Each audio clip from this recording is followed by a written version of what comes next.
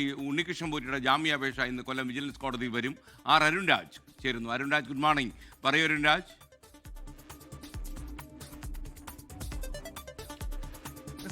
Very good morning. 2025 October 17 Unnikrishnan പറ്റിയ ദ്വാരപാലക ശില്പക്കേസിൽ arrest ചെയ്യുന്നത്. ഈ ശബരിമലയുമായി ബന്ധപ്പെട്ട ആദ്യ കേസാണ് ദ്വാരപാലക ശില്പക്കേസ്. ഇതുമായി ബന്ധപ്പെട്ട 90 ദിവസം കഴിഞ്ഞിട്ടും അന്വേഷണ സംഘത്തിന് കുറ്റപത്രം കൊല്ലം വിജിലൻസ് കോടതിക്ക് മുമ്പാകെ സമർപ്പിക്കാൻ കഴിഞ്ഞില്ല. ഇതേ തുടർന്നാണ് സ്വാഭാവിക ജാമ്യം വേണമെന്നാവശ്യപ്പെട്ട് ഉണ്ണികൃഷ്ണൻ പറ്റി കൊല്ലം വിജിലൻസ് കോടതിയെ സമീപിച്ചത്. ഈ ഉണ്ണികൃഷ്ണൻ പറ്റിയുടെ വാദവും പ്രോസിക്യൂഷന്റെ വാദവും കഴിഞ്ഞ ദിവസങ്ങളിൽ കോടതിയിൽ പൂർത്തിയായിരുന്നു. ഇന്ന് കോടതി ഇത് സംബന്ധിച്ച് വിധിയിലേക്ക് കടക്കുകയാണ്. സ്വാഭാവികമായും ജാമ്യം വേണമെന്ന ആവശ്യം അത് ന്യായമുള്ളതാണ് എന്നുള്ളതാണ് കോടതി വിലയിരുത്തുന്നത്. കാരണം സുപ്രീം കോടതിയുടെ ഗൈഡ് ലൈൻ അനുസരിച്ച് 90 ദിവസം കഴിഞ്ഞ ഈ കസ്റ്റഡി റിമാൻഡിൽ 90 ദിവസം കഴിഞ്ഞ പ്രതിക്ക് സ്വാഭാവികമായ ജാമ്യത്തിന് അർഹതയുണ്ട്, കുറ്റപത്രം സമർപ്പിക്കാത്ത പക്ഷം. അതുകൊണ്ട് അത് ഇന്ന് ഉണ്ടാകും എന്നുള്ളതാണ്. അങ്ങനെയാണെങ്കിൽ സ്വർണ്ണക്കൊള്ള കേസിൽ ആദ്യം ജാമ്യം ലഭിക്കുന്ന വ്യക്തിയായി ഉണ്ണികൃഷ്ണൻ പൊറ്റി മാറും എന്നുള്ളതാണ് ഏറെ പ്രധാനപ്പെട്ട കാര്യം. പക്ഷേ ഈ ജാമ്യം ലഭിച്ചാലും ഉണ്ണികൃഷ്ണൻ പൊറ്റിക്ക് ജയിലിന് പുറത്തേക്ക് ഇറങ്ങാൻ കഴിയില്ല. കട്ടളപ്പാളി കേസിൽ ഉണ്ണികൃഷ്ണൻ പൊറ്റി നിലവിൽ കോടതി റിമാൻഡിലാണ്. അതുകൊണ്ട് തന്നെ ജാമ്യം ലഭിച്ചാലും പുറത്തേക്ക് ഇറങ്ങാൻ കഴിയാത്ത സാഹചര്യം ഉണ്ണികൃഷ്ണൻ പൊറ്റിക്കുണ്ട്. കർശന ജാമ്യോപാധികൾ വേണമെന്ന വ്യവസ്ഥയാണ് പ്രോസിക്യൂഷൻ മുന്നോട്ട് വെച്ചത്. ജാമ്യാപേക്ഷയെ പൂർണ്ണമായും പ്രോസിക്യൂഷൻ അതേസമയം എതിർത്തതുമില്ല. ഇതിൽ ഏറ്റവും നിർണായകമാവുക ഈ ചില പ്രതികളെ ഇപ്പോഴും കസ്റ്റഡിയിൽ വാങ്ങാനുണ്ട് എന്ന പ്രോസിക്യൂഷന്റെ വാദമാണ്. എന്തായാലും നാളെ തന്ത്രിയെ കസ്റ്റഡിയിൽ വാങ്ങാനുള്ള തീരുമാനത്തിലേക്ക് അന്വേഷണ സംഘം പോവുകയാണ്. പ്രൊഡക്ഷൻ വാറന്റ് അടക്കം നാളത്തേക്ക് ഇഷ്യൂ ചെയ്തിരിക്കുകയാണ്.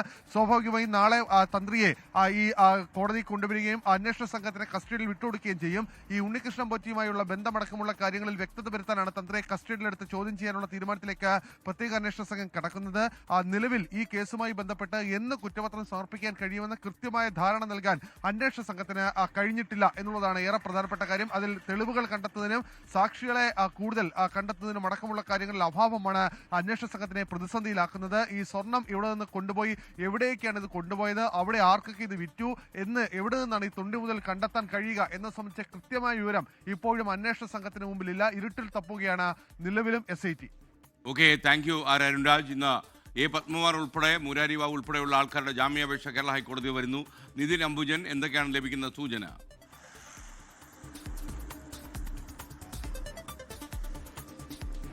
Good morning. A. പത്മകുമാർ, അതോടൊപ്പം തന്നെ മുരാരി ബാബു, ഗോവർദ്ധൻ, ഈ 3 പേർക്കും ഇന്നത്തെ ഹൈക്കോടതിയുടെ ജാമ്യാപേക്ഷയിൽ ഏറെ നിർണായകമാണ്. പ്രത്യേകിച്ചും കഴിഞ്ഞ ദിവസങ്ങളിലൊക്കെ തന്നെ, അതായത് ഹൈക്കോടതിയിൽ ജാമ്യം മുന്നോട്ട് പോയപ്പോൾ SIT ശക്തമായി തന്നെ എതിർത്തിരുന്നു. എന്തായാലും ജാമ്യ ഹർജിയിൽ പ്രധാനമായും മുന്നോട്ട് വയ്ക്കുന്ന വാദം ശബരിമലയിലെ ഭരണപരമായ കാര്യങ്ങൾ അത് സ്വീകരിക്കുകയും നടപ്പാക്കുകയും ചെയ്യുക മാത്രമാണ് താൻ ചെയ്തതെന്നാണ് A. പത്മകുമാർ മുന്നോട്ട് വെച്ച വാദം. അതോടൊപ്പം തന്നെ മുരാരി ബാബു സമാനമായ നിലയിൽ തന്നെയാണ് ഹൈക്കോടതിയെ കഴിഞ്ഞ ദിവസങ്ങളൊക്കെ തന്നെ ഈ ജാമ്യാപേക്ഷ പരിഗണിക്കവേ ഇത്തരം വാദം മുന്നോട്ട് വെച്ചത്.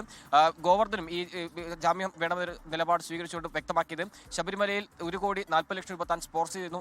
അങ്ങനെ ഇരിക്കെ താൻ എന്തിന് സ്വർണ്ണക്കൊള്ള നടത്തണം, അല്ലെങ്കിൽ എന്തിന് അത്തരമൊരു തട്ടിപ്പ് നടത്തണമെന്നൊരു വാദമാണ് മുന്നോട്ട് വെച്ചത്. എന്തായാലും ഇരുവരുടെയും വാദങ്ങൾ, വാദിഭാഗത്തിനും പ്രതിഭാഗത്തിനും വാദങ്ങൾ വിശദമായി തന്നെ ജനുവരി 8 ഈ ജാമ്യ ഹർജി പരിഗണിക്കുന്ന ഘട്ടത്തിൽ കോടതി കേട്ടിരുന്നു. ഇന്ന് വിധി പറയുകയാണ്. എന്താണ് വിധിയെ സംബന്ധിച്ച് ഏറെ നിർണായകമാണ്. പത്മകുമാറിനും അതോടൊപ്പം തന്നെ 3 പേർക്കും, മുരാരി ബാബു ഉൾപ്പെടെയുള്ളവർക്ക് നിർണായകമാണ്. നേരത്തെ തന്നെ ഇതിനെ ജാമ്യ ഹർജിയെ എതിർത്തുകൊണ്ട് SIT ശക്തമായ വാദങ്ങൾ മുന്നോട്ട് വെച്ചിരുന്നു. അതോടൊപ്പം തന്നെ അന്വേഷണവുമായി സഹകരിക്കാൻ തയ്യാറാണ് എന്ന വാദമാണ് ഈ 3 പ്രതികളും മുന്നോട്ട് വെച്ചത്. എന്തായാലും രാവിലെ തന്നെ ഈ കേസ് പരിഗണിക്കും. ജാമ്യ ഹർജിയിൽ നേരത്തെ തന്നെ ഹൈക്കോടതിക്ക് മുമ്പാകെ തന്നെ പത്മകുമാറിന്റെ ജാമ്യ ഹർജി എത്തിയ ഘട്ടത്തിൽ ജാമ്യം നിഷേധിക്കുന്ന സാഹചര്യം ഉണ്ടായിരുന്നു. എന്തായാലും നിലവിലിപ്പോൾ ജയിലിൽ തുടരുകയാണ്. ഇങ്ങനെയൊക്കെയാണ് ഇപ്പോൾ കേസിൽ ഈ 3 പ്രതികൾക്കും ഇന്ന് നിർണായകമാകാൻ പോകുന്നത്. SKN. ലോകത്തെവിടെയായാലും ഏത് സമയത്തും 24 വാർത്തകളും ഓഗ്മെന്റഡ് റിയാലിറ്റി പാക്കേജുകളും എക്സ്പ്ലെയിനറുകളും വിശദമായി കാണാൻ ഞങ്ങളുടെ YouTube ചാനൽ നിങ്ങൾക്ക് സബ്സ്ക്രൈബ് ചെയ്യാം.